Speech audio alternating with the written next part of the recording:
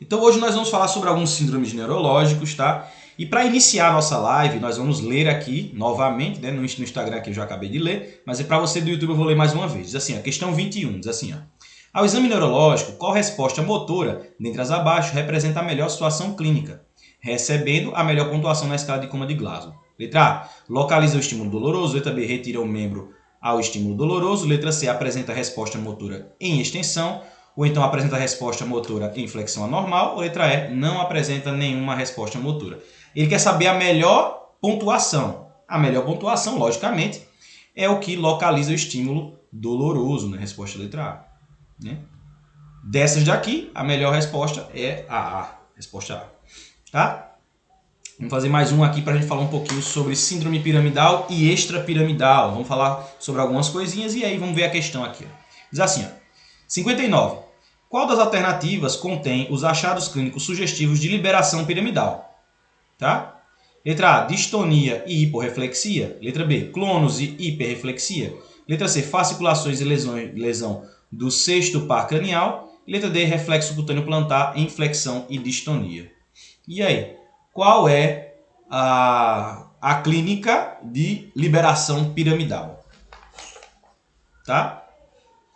Vamos falar um pouquinho aqui sobre síndrome piramidal e síndrome extrapiramidal, né? O que a gente poderia falar aí de importante em relação ao síndrome piramidal e o síndrome extrapiramidal? Ó, coisas importantes, tá?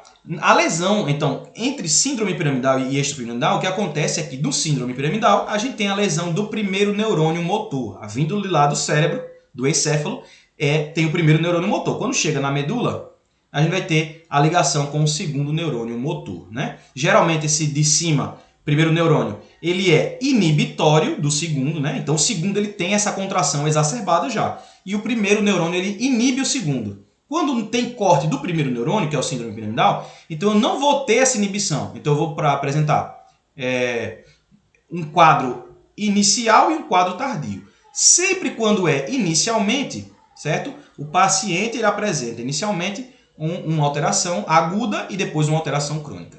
Mas inicialmente a gente vai ter a aparesia, a plegia, a paresia, né? Inicialmente, no quadro agudo.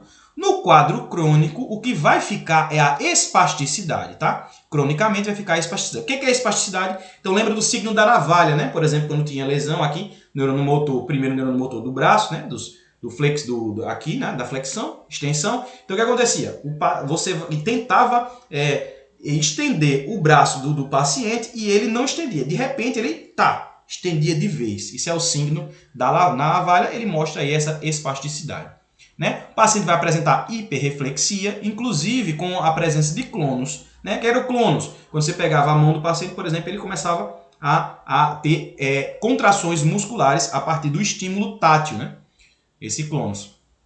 Podia ser no joelho, podia ser no pé, podia ser na mão, depende aí onde você tivesse a lesão.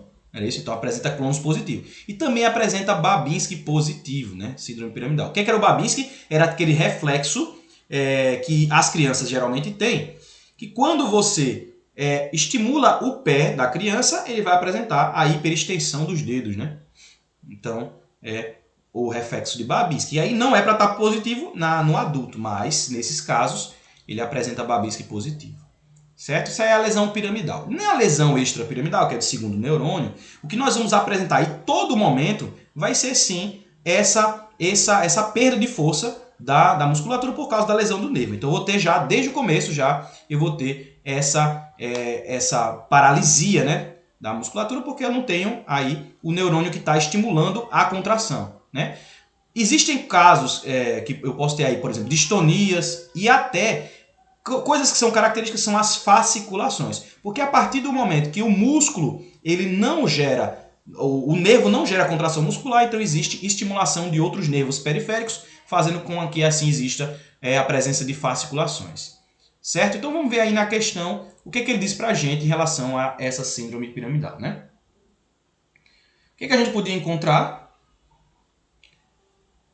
Distonia e hiperreflexia, clônus e hiperreflexia, fasciculações e lesão do sexto par cranial, Ou então reflexo cutâneo plantar, inflexão e distonia. E aí, o que a gente tinha? Primeiro, a gente já pode excluir todas as que têm distonia e fasciculação, porque isso aí eu já sei que é do extrapiramidal. Então a letra A, que diz distonia, já tiro. A letra C, que tem fasciculações, eu já tiro. E a letra D, que tem distonia, eu já tiro. Então, A, C e D estão incorretas porque tem alterações que acontecem no síndrome extrapiramidal, que é o caso da distonia e das fasciculações. Então só poderia ser a letra B, que diz clonos e hiperreflexia. Né? É justamente aquilo que a gente falou para vocês do síndrome piramidal. Então a resposta correta, letra B. Né? Então lembra aí, no síndrome piramidal a gente vai acontecer essa hiperreflexia, presença de Babinski, presença de clonos. No extrapiramidal a gente vai ter uma paralisia, né? Tanto aguda quanto crônica. Lembra que na piramidal, na parte crônica, a gente vai ter espasticidade, né? Certo? Um aumento da contratura muscular de forma crônica.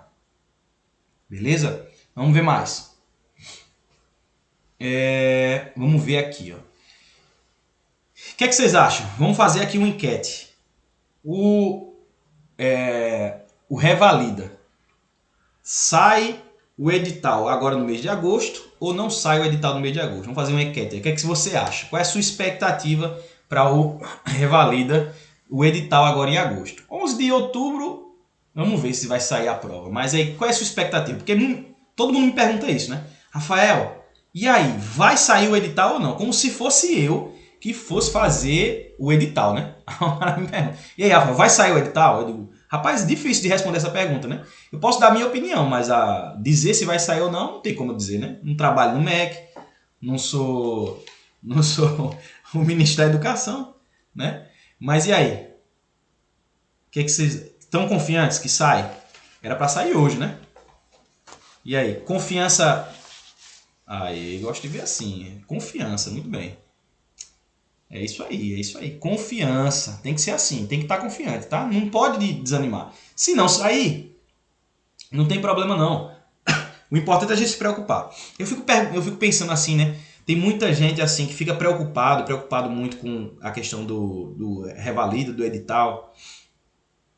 Aí, só que não estuda. Esse aqui é o problema, né? Se o cara se preocupar e estudar, é beleza, porque quando sair o edital, quando tiver a prova, o cara tá preparado, vai fazer e vai passar. Imagine se você fica se lamentando. E pior, digo para vocês, tem gente que deixa para estudar só quando sai o edital. Esse aqui é o pior de todos para mim. Porque imagina a quantidade de assuntos que essa criatura vai ter que estudar em cima da hora, né? Geralmente o edital vai sair aí uns 2 meses antes da prova, né? Então imagine em 2 meses você revisar toda a medicina e tudo. É complicado, complexo. Então vamos nos preparar, né? Ó, tô vendo aí que tem mais respostas positivas do que negativas, né? Cada um aí com a sua confiança, né? Mas vamos confiar. Vai sair, uma hora vai sair, né? O importante é nos prepararmos, tá? Estamos nos preparando, estamos fazendo o correto. Uma hora vai sair e a gente vai estar preparado. Certo? Vamos lá, fazer mais um aqui. Hoje só haja Ritalina. Hoje só questões aí de boa. Daqui a pouco a gente fala sobre algumas paralisias específicas dos pares craniais, tá? Mas enquanto não, a gente vai fazendo essas questões aqui só para revisar alguns temas. Vamos lá. Diz assim, ó, questão. Assinale a afirmativa incorreta. Letra A. As causas mais comuns de síndromes de hipoventilação, manter CO2 arterial menor do que 40 milímetros de mercúrio, são a asma aguda grave, doença pulmonar obstrutiva crônica, a obesidade mórbida, doenças neuromusculares, cifoescoliose grave e uso prolongado de opiáceos. Letra B, quer saber incorreta. A respiração de Chayne-Stokes é um padrão respiratório encontrado em pacientes comatosos por várias etiologias: hemorragia cerebral, trauma crânioencefálico grave, hipertensão endocraniana grave, e não tem relação com portadores de doenças cardíacas. Letra C. No paciente que se apresenta com crise aguda de asma, a realização da espirometria é útil para avaliação do pico de fluxo expiratório, volume expiratório forçado no primeiro segundo e fluxo máximo na metade da expiração. Letra D. A base do tratamento broncodilatador para a asma são os medicamentos beta-adrenérgicos de curta duração, administrados por via inalatória. E aí? O que é que está incorreto? Ele quer saber aí a que está incorreta. Lembrando que essa questão ela está falando sobre um síndrome respiratório. Lembra que o cérebro, o encéfalo, ele tem zonas que são responsáveis por essa questão da ventilação, da coordenação da ventilação, né? Eu quero saber aí qual é que vocês marcariam como correta. Letra A, B, C, D ou letra E? Tá?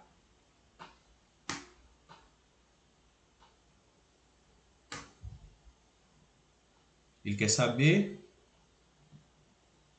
a incorreta, né?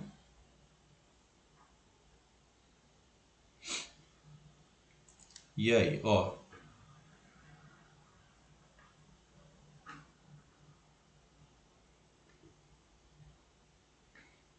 O que é que você marcaria? Primeiro que tem um erro já aí de cara que é terrível, né? Um erro terrível aí dessa questão, mas tudo bem. Vamos ver aí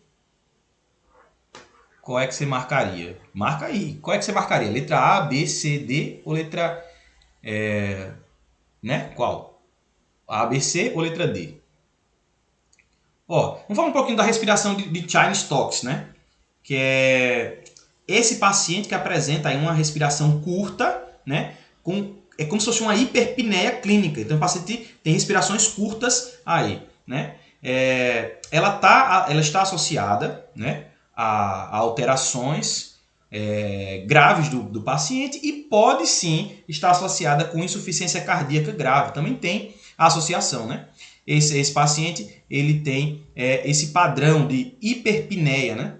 Existem várias associações com várias patologias, né? Alterações neurológicas, mas também pode estar associada à insuficiência cardíaca grave também. Tá? Existe associação sim. Tá? O que mais? A letra C estão dizendo aqui. Ó. A letra C diz que no paciente que apresenta crise de asma, a realização da espirometria é útil para avaliação do pico fluxo expiratório, volume expiratório forçado no primeiro segundo e fluxo máximo na metade da expiração. Por que vocês estão dizendo que a letra C está errada? Por que vocês estão dizendo que está errada a letra C? Ela está certa, não é para isso que serve a espirometria? Agora, ela não é exame diagnóstico da asma, né? Ela serve para a classificação de gravidade, para o acompanhamento, mas não é um exame imprescindível para o diagnóstico, porque a espirometria normal, ela não faz, ela não descarta a asma, né? A gente sabe disso, mas a letra C está certa. Não tem nada errado na letra C, não. Né? O que está errado na letra D? Alguém marcou a letra D? A base do tratamento broncodilatador para asma são os medicamentos beta-adrenérgicos de curta duração administrados por via inalatória. Isso aí está desatualizado, né? A base agora, né, principal coisa, né, é o tratamento com corticoide inalatório já nos primeiros momentos, né, já desde o início, porque a inflamação que vai gerar a gravidade, né? Então, o tratamento de base é o corticoide inalatório a baixas doses, né? D por vida, mais o broncodilatador, o beta-2 adrenérgico, né? São os dois. Está desatualizado, né? O gabarito, nessa época, era o tratamento mais importante. Hoje em dia se sabe que o tratamento mais importante é o corticoide inalatório. Então, está errada, mas está desatualizada, porque é uma questão de 2016, né? Certo? Então, letra D aí não é verdade? Então, agora perceba a letra A. Vê se vai na letra A. Diz assim, as causas mais comuns de síndrome de hipoventilação, manter o CO2 arterial menor do que 40 mm de mercúrio, são asma aguda, tal. Isso está certo. Agora, se o paciente hipoventilar, veja, se ele hipoventilar, o CO2 ele vai aumentar ou ele vai diminuir? Se ele hipoventilar, vai aumentar, né? Então não é menor do que 40 mm de mercúrio, é maior do que 40 mm de mercúrio. Então esse erro de digitação tornaria a questão falsa, né? Então o resto está certo, mas a questão está mal digitada, né? Não era esse o intuito aí, mas foi mal digitada. Botaram menos de 40 mm de mercúrio de CO2 arterial. A pressão de CO2, quando o paciente tem hipoventilação, ela aumenta o CO2, não reduz, né? Então está errada essa questão também. Então a gente tem 3 erradas, né? Uma errada na letra D porque está desatualizado, outra errada por causa do erro de digitação e o gabarito é a letra B, né? Porque tem relação sim com alterações cardíacas graves, certo? A resposta é a letra B, o gabarito, mas as outras duas também estão incorretas por causa da desatualização e também da digitação incorreta, né? Mas aí foi um erro de digitação, né? A gente compreende. Foi na explicação, certo? Então 41, gabarito é a letra B, mas foi uma questão mal feita, que tem a letra A errada e que a letra D está desatualizada, então também estaria errada, né? Beleza? Então fica aí a observação, né? Vamos ver aí, diz assim, paciente de 33 anos, refere a 20 dias, febre e dor retroarticular, mialgia e astenia, evoluindo após 5 dias para quadriplegia em membros inferiores, perda total de todas as sensibilidades abaixo do nível do umbigo, associado à retenção urinária. O provável diagnóstico sindrômico é, letra A, síndrome de primeiro neurônio motor, letra B, síndrome de segundo neurônio motor, letra C, síndrome medular, letra D, síndrome extrapiramidal. Então, se for segundo neurônio e extrapiramidal, é a mesma coisa. Então, seria as duas corretas, se for extrapiramidal, né? Letra D, síndrome de hipertensão intracraniana. E aí? O que vocês marcariam aí? O paciente tem 33 anos e há 20 dias teve febre e dor retroorbitária.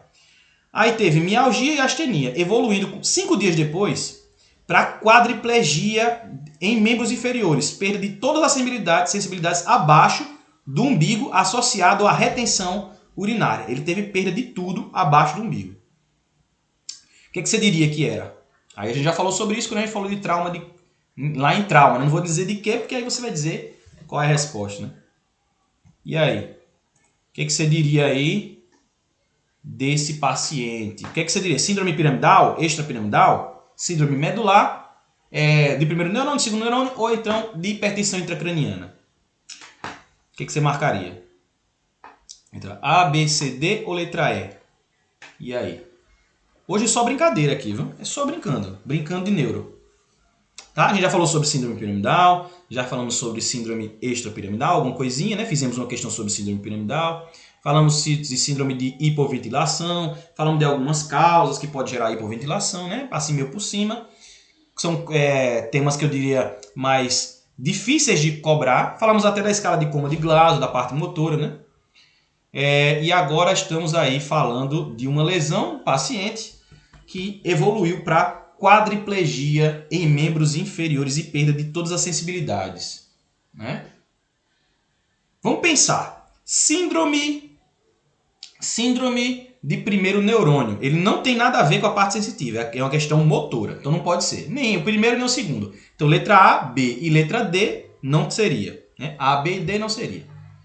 Lembra do síndrome medular que a gente falou lá no trauma? Né? Poderia ser causado por infecções, poderia ser causado por traumas de coluna, que geraria a perda de todas as sensibilidades daquela lesão para baixo. Foi justamente o que aconteceu com esse paciente, né? O que seria a hipertensão intracraniana? O que é que geraria? Geraria vômitos em jato, né? Cefaleia. Então esse paciente não apresenta essa clínica, né? Seria mais aí o síndrome medular, letra C. É isso? Beleza? Então, são essas coisas que você tem que lembrar aí a partir do síndrome medular. Que você vai ter perda de todas as sensibilidades da lesão para baixo e também da parte motora, né? Até a alteração de esfíncter também, ó. Né? Alteração motora e também perda de sensibilidade. De todas as sensibilidades, né? Resposta letra E. Certo? Beleza? Agora vamos falar um pouquinho dos pares craniais. Então eu vou falar alguma coisinha de cada um deles aí e a gente vai fazer duas questões de pares craniais que são mais importantes. Tá? Primeiro vamos fazer uma questão de 1 aqui. Ó. Vamos pular uma questão e vamos fazer a questão... Vamos fazer a 15, vamos. Aí a gente fala sobre esse par cranial e depois a gente faz a outra e fala sobre o par cranial. Vamos lá. Questão 15. Tá? Preparados? Quero que vocês diagnostiquem aqui. Ó. Vamos falar das lesões dos pares craniais. Tá? E aí depois de falar das lesões dos pares, a gente vai falar de cada um deles. Vamos fazer essas duas questões aí, vamos falar um pouquinho das lesões dos pares craniais. Diz assim, ó, 15. Homem de 71 anos foi submetido a endarterectomia carotídea direita. Evoluiu no pós-operatório com desvio de língua para o mesmo lado. Ipsilateral. A causa mais provável é lesão do nervo. Qual é o nervo que vai gerar paralisia ipsilateral da língua? Né?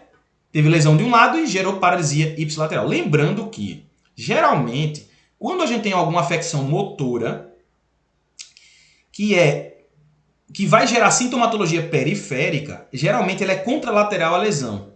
Quando é dos pares craniais, ela é ipsilateral à lesão, certo? Então, né? Lembrando disso. Os pares geralmente ipsilateral e alterações mais periféricas vai gerar lesões mais contralaterais, né? Dos membros e tal. Qual é? Vago, hipoglosso, laringeu superior ou laringeu recorrente? Laringeu superior e laringeu recorrente estava associado à paralisia de prega vocal, né? A gente já falou sobre isso também. Não é isso? Paralisia de prega vocal. E aí o paciente vai ter alteração vai ter rouquidão, ou então vai ter alteração da tonalidade da voz, não é isso? O nervo vago, ele tem a ver o quê? Com a autonomia do coração. O vago, ele vai para praticamente tudo, né? Não é isso? E o hipoglosso, ele serve para quê? Para a mobilidade da língua, né? Então, paralisia do hipoglosso. Só isso para falar do hipoglosso, mobilidade da língua. Quando eu tenho paralisia ipsilateral, eu tenho alteração do hipoglosso, né? Ele é um nervo aí motor que vai gerar paralisia ipsilateral, certo? 15, resposta letra B. Tá? Vamos ver aqui mais. 52. A lesão do nervo oculomotor unilateral, terceiro nervo craniano, provoca, letra A, dilatação da pupila homolateral à lesão, midríase.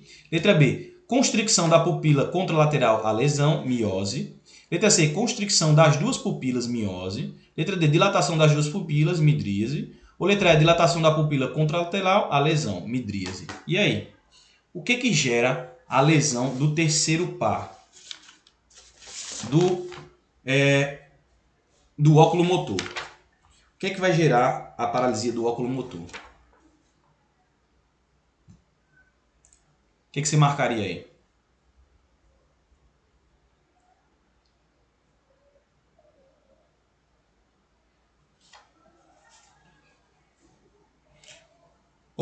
Tem algumas coisas em relação aos oculomotores, não é? Tem o óculo motor e eu também tenho outros nervos que fazem a mobilidade ocular, né? É importante a gente lembrar que o terceiro par, ele vai causar, né? Que ele vai gerar algum tipo de paralisia, o quarto e o sexto par vão gerar outros tipos de paralisia, né? A resposta desse daí, então, ele tem, o óculo motor, o terceiro par, ele vai ter fibras parasimpáticas para a pupila, né? Ele tem fibras parasimpáticas. A ação dele é que ele promove a miose, a constricção pupilar. Se existe lesão do nervo, né? Ele vai ter perda da miose. Então ele vai gerar o quê? Midríase, né? Que é a dilatação da pupila, só que da homolateral, não da contralateral, né? Como eu falei para vocês, os pares geralmente geram lesões homolaterais. Então a resposta vai ser letra A, dilatação da pupila homolateral à lesão midríase. Essa é a resposta correta. Tá? Então,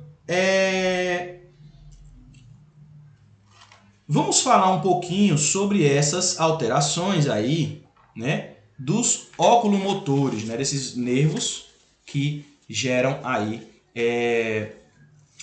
geram a mobilidade do olho, né? Quando a gente tem alteração, por exemplo, do quarto e do sexto, né, a gente vai ter,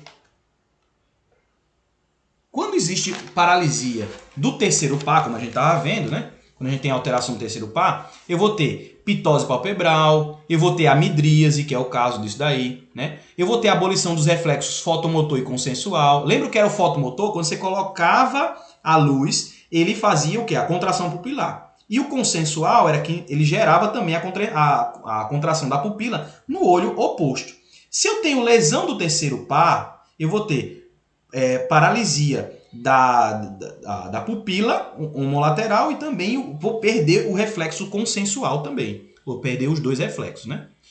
E eu vou apresentar aí um estrabismo também, né? Vou também apresentar estrabismo, tá? Que ele faz também mobilidade extrínseca do olho, né? Então, vai gerar estrabismo. Tanto o terceiro, como o sexto e como o quarto, eles vão gerar estrabismo, né?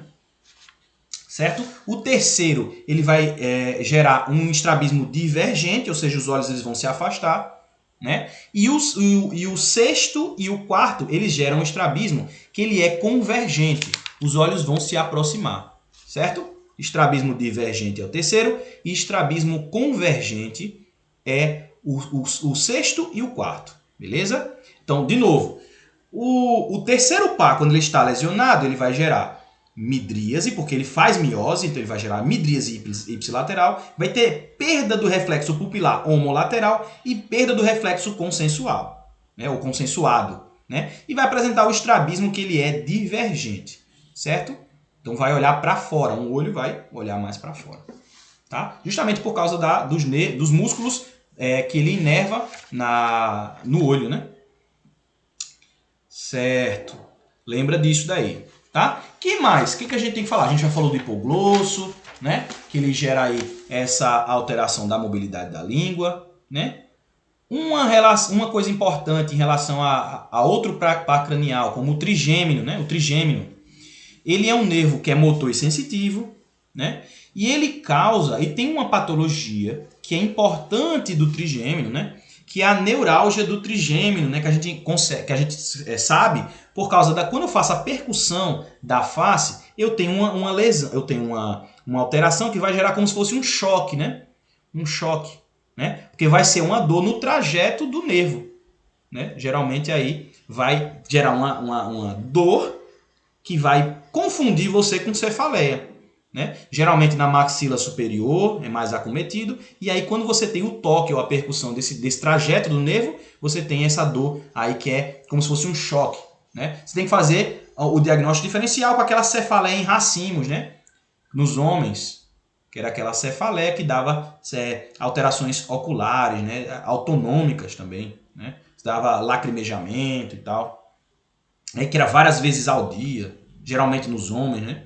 Era que atrapalhava na qualidade de vida do ser humano, certo? Então, lembrar da neuralgia, a neuralgia do trigêmeo, certo? O tratamento, aí você pode usar amitriptilina, pode usar carbamazepina, o tratamento da neuralgia do trigêmeo, certo? O nervo facial aí tem aquele negócio, né, da paralisia do nervo facial, né? O nervo facial vai dar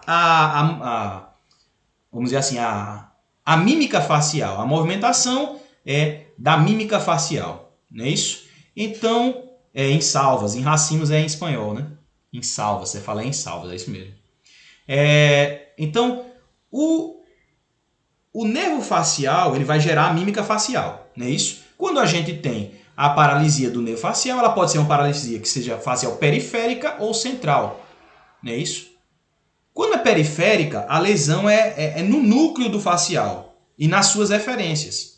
E quando a lesão ela é central, é nas vias faciais que são supranucleares. Então eu posso ter uma lesão no núcleo facial e nas referências, e eu posso ter uma lesão antes de chegar no núcleo, né? Isso vai gerar dois perfis de lesão diferentes. Certo? Por exemplo, quando eu tenho a lesão periférica do nervo facial, a lesão ela é homolateral, não é isso? Ela vai gerar o compromisso do motor sensitivo, né? Junto, e vai afetar os músculos da parte inferior, média e superior, né? Toda a metade superior e inferior aí da ipsilateral a o que foi lesionado. Já a lesão central, ela vai gerar uma lesão contralateral a paralisia contralateral à lesão, né? A central. E não vai afetar a região superior da face. Vai ficar aí na região médio e inferior da face. Certo? O terço médio e o terço inferior da face não vão ser acometidos, né? A gente pode, por exemplo, ver o rebaixamento da comissura labial, né? A perda dos traços faciais, né? Das rugas e tudo a gente pode ver, né? Aquela face sem expressão, né? Porque é justamente que vai fazer parte da mímica facial. Então tudo isso vai ser característica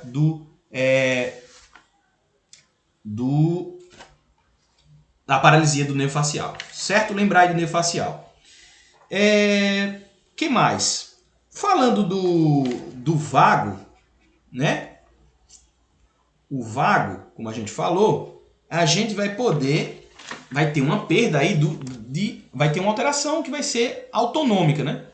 Eu posso ter, é um nervo misto, né? O nervo vago, ele é um nervo misto, né? Então ele é tanto motor somático como motor visceral, é sensitivo somático e sensitivo visceral. Então ele vai gerar aí alterações, quando você perde ele, alterações do gosto da língua, por exemplo, da mobilidade da epiglote, né?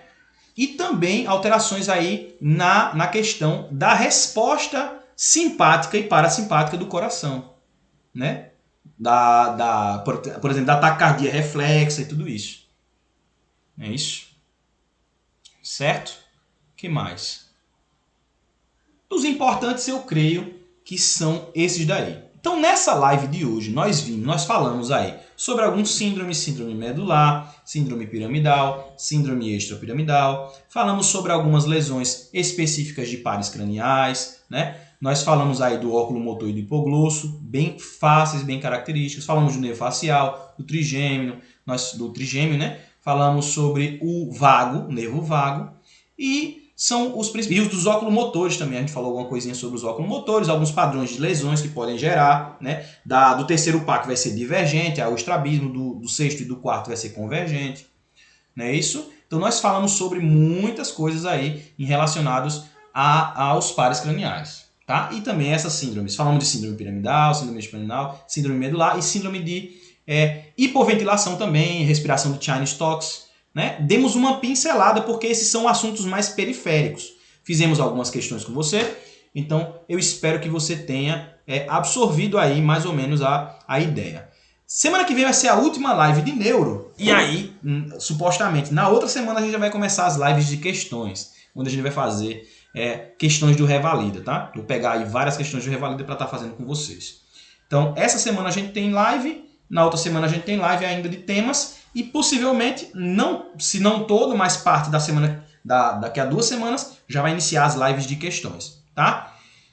Vou deixar, amanhã tem um vídeo que vai sair às 11 horas de questões de cardiologia, tá? Então, se você quiser assistir, amanhã às 11 horas, como a gente não tem live ao meio-dia, então aproveita aí para assistir e fazer as questões. Vai servir para todo mundo, porque todo mundo já supostamente tem que estar com o módulo 1 completo. Se você vai 1h30, você vai resolver todas as questões de cardiologia importantes do módulo 1. Eu coloquei as questões aí que são iguais às do Revalida, tá? Então, observa as questões e também observa os vídeos curtos que eu vou colocar lá sobre diagnóstico e tratamento de alterações, certo? Quem não é inscrito no canal do YouTube, se inscreva, pelo amor de Deus, tá?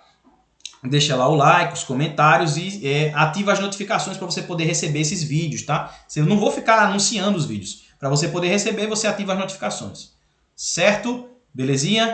Até mais. Até amanhã às 17 horas, tá? Vídeo amanhã às 11 horas e às 17 horas a gente se vê aqui na live. Tchauzinho para vocês.